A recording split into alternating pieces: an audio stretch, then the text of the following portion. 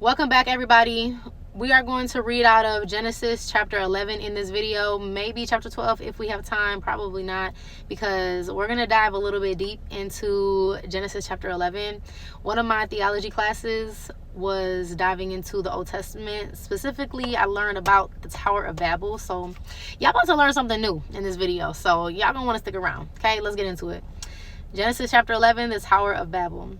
Now the whole world had one language and a common speech. As people moved eastward, they found a plain in Shinar and settled there. They said to each other, "Come, let's make bricks and bake them thoroughly." They used brick instead of stone and tar for mortar. Then they said, "Come, let us build ourselves a city with a tower that reaches to the heavens, so that we may make a name for ourselves. Otherwise, we will be scattered over the face of the whole earth."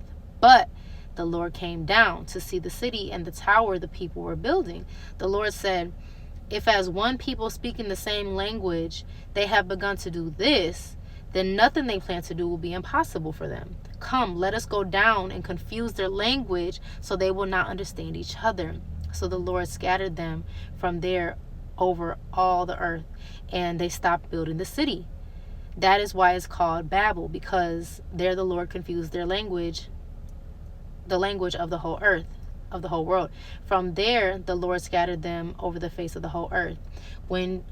Before moving forward to verse 14, let's put a pin in that.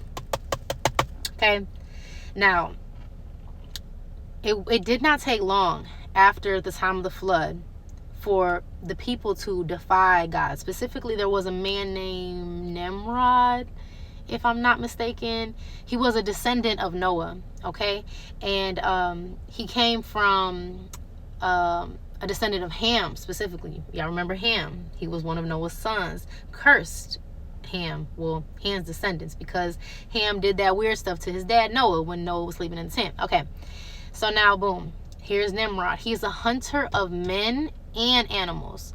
All right, he's a crazy man, and he wants to build up a city. He had a following too, and he wanted to build up a city and have power in that one city. He didn't want to spread all over the face of the earth. Y'all remember God said to go out, be fruitful, reach all the ends of the earth, right?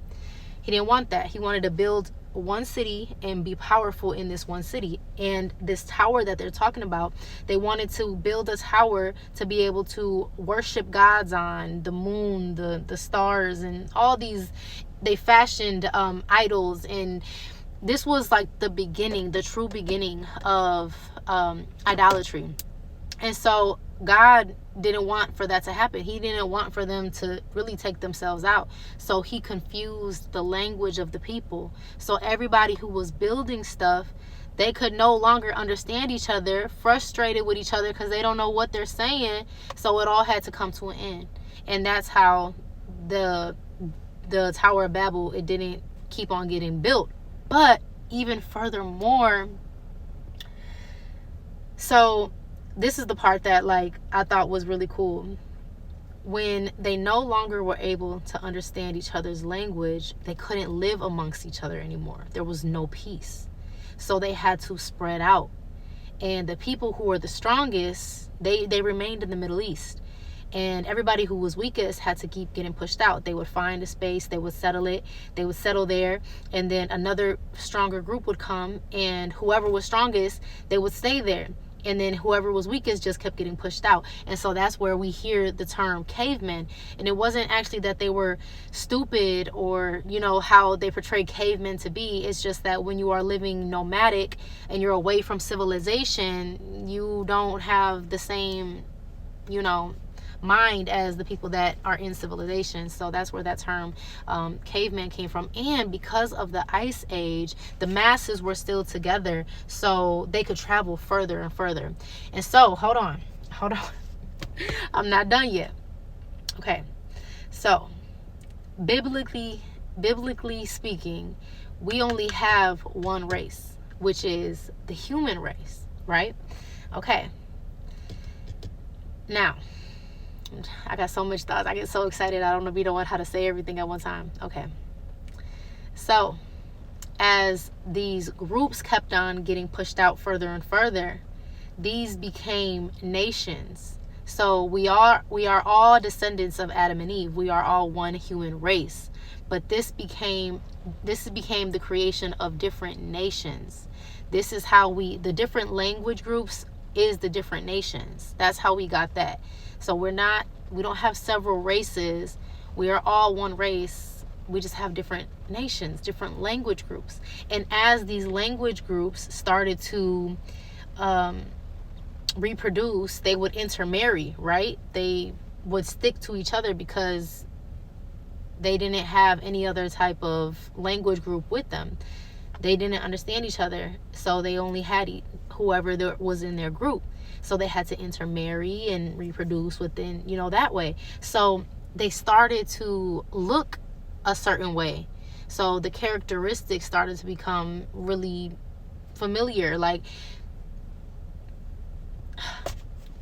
if we had one group that was of darker skin, right, and then they just kept reproducing that group with darker skin, or if we had, I'm trying to remember how the professor taught it, and she was saying how if there was a group that had blue eyes with blonde hair, and they moved to like Scandinavia or something, then that's how that group kept on intermarrying, and we got the blonde hair and the blue eyes in that area. Y'all get what I'm saying?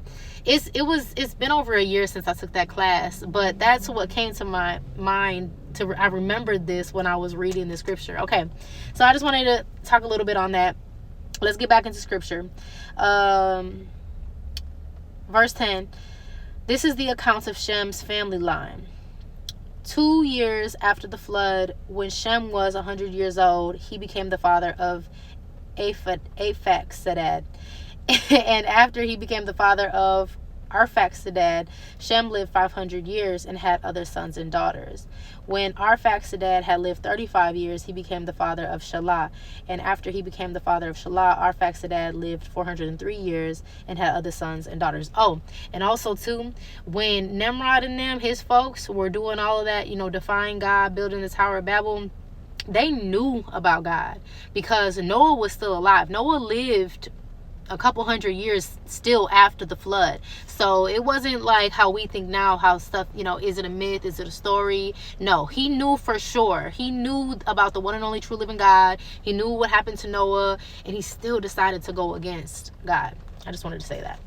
When Shelah had lived 30 years, he became the father of Eber, and after he became the father of Eber, Shelah lived 403 years and had other sons and daughters. When Eber had lived 34 years, he became the father of Peleg, and after he became the father of Peleg, Eber lived 430 years and had other sons and daughters. When Peleg had lived 30 years, he became the father of Reu, and after he became the father of Reu, Peleg lived 209 years and had other sons and daughters. When Reu had lived 32 years, he became the father of Serug. And after he became the father of Serug, Reu lived 207 years and had other sons and daughters. When Serug had lived 30 years, he became the father of Nahor. And after he became the father of Nahor, Serug lived 200 years and had other sons and daughters. When Nahor lived 29 years, he became the father of Terah. And after he became the father of Terah, Nahor lived 119 years and had other sons and daughters. After Terah had lived 70 years, he became the father of Abram, Nahor, and Haran. So you see, the years keep getting shorter and shorter. Abram's family. This is the account of Terah's family line. Terah became the father of Terah became the father of Abram, Nahor, and Haran. It looks like we're getting short on time, so hopefully I'll finish. And Haran became the father of Lot. While his father, if I don't finish, we'll just get into it in chapter 12. While his father Terah was still alive, Haran died in Ur of the Chaldeans in the land of his birth. Abram and Nahor both married. The name of Abram's wife was Sarai, and the name of Nahor's wife was Milcah. Okay, we're gonna start in the next video because this is where it starts to really get good. This part of Genesis, I love this part of Genesis. So let's get into it in chapter 12. We'll finish chapter 11 in the next video.